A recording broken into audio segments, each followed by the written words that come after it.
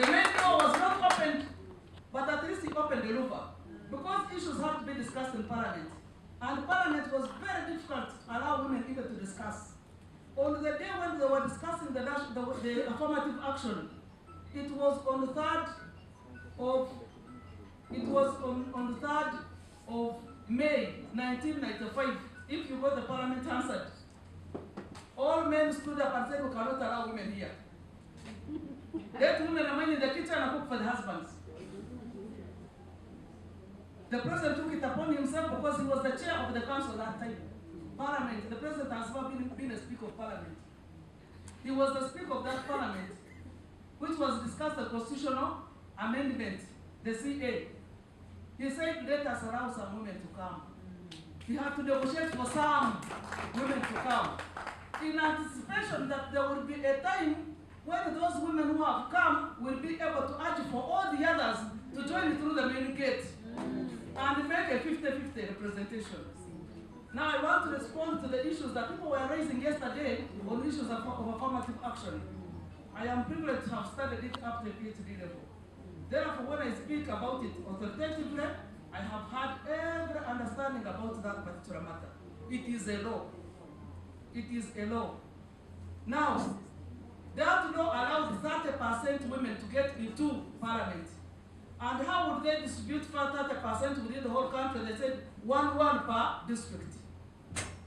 Over time, the 1 per district, even when you go to appreciate, even when you go to compute 1 per district, they don't even make 30% in Parliament. Even now, the highest they have made was 29. So by that law, even 1 per district do not make 30%. Why? Because we have more constituencies than districts. So what the president did, the one who cares for women, he chose that on his prerogative of deciding ex officios, he can bring in more women in the Parliament without even being elected. On this particular one, I want you to know how we get 34% in Parliament. It is not because of the 1 person per district. No, that 1 person per district has given us only 28%, not 30. So the president creatively finds another alternative because the constitution gives him mandate to even appoint people who are not yet necessarily elected. So he chooses to add numbers of women. He has so far added 17. 17 of them have come through his own prerogative. Then because there is an open seat, what Honorable Namayat was talking about here yesterday, the Secretary General of the NRM, what she was talking about, the open seat. The open seat has always been there, where you go and contest with a man or with anybody in the constituency. Even during Obote's time, even before the 1990s, even before affirmative action, it was there, okay? But it was difficult for any woman to contest and make it. Even now, it is very difficult for women to contest there and do make it. It is like a door goes on. In my district, if I contested there, they would say, now you want to become a man. Because there is a woman who's going to contest for the seat of women. Now you want even the men to disappear completely. You cannot give you that problem. No matter how good you might be, you can't make it. You get my point? Then they begin hitting at you with so many things. They begin.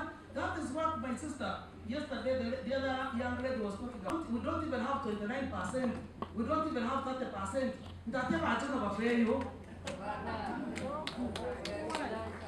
I'm limited. To China, Batono.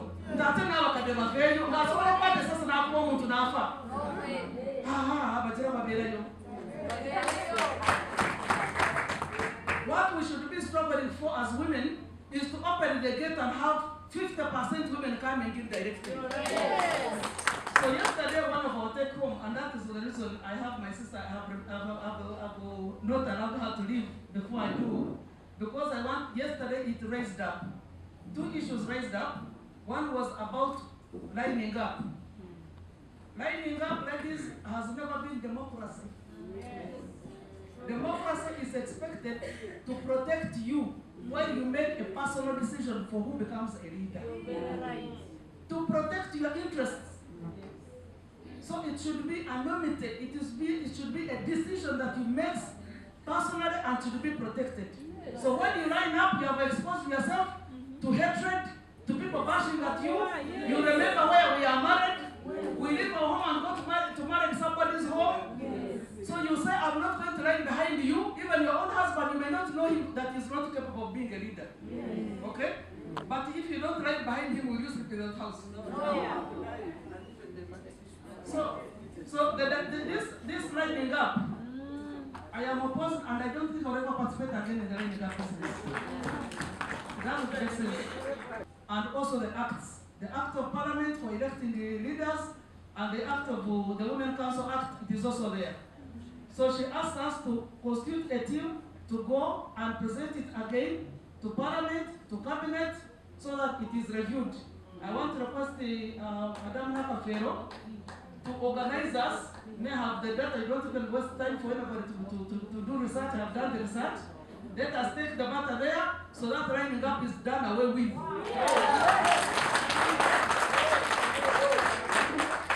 So that's through only electing one woman, member of Parliament, who have not been able to get 30%. So can we now open a door to increase the numbers to 50%?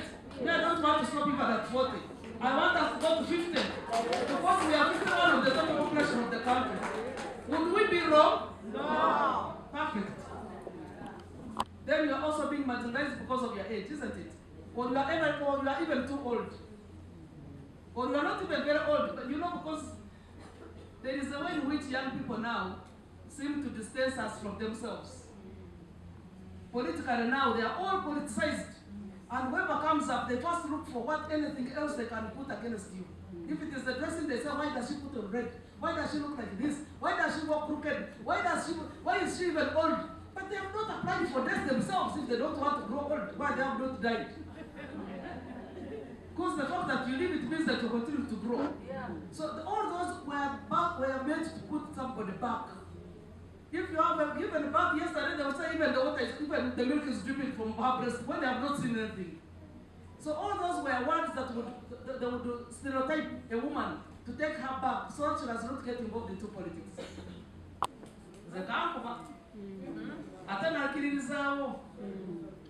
It is normal. You don't have to win all the time. There is winning and losing. That is why I want to ask you to go prepared. Go prepared for either or. But let us all prepare for winning. How does the NRM make it back? Through the women councils. That means go prepared. Okay? Yes, go prepared. Don't give each other space.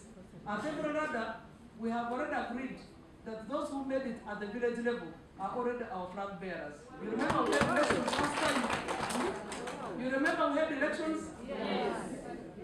We held elections last time, I think 3 years ago. Yes. People contested for flag bearers of the NRM. Those are still our flag bearers.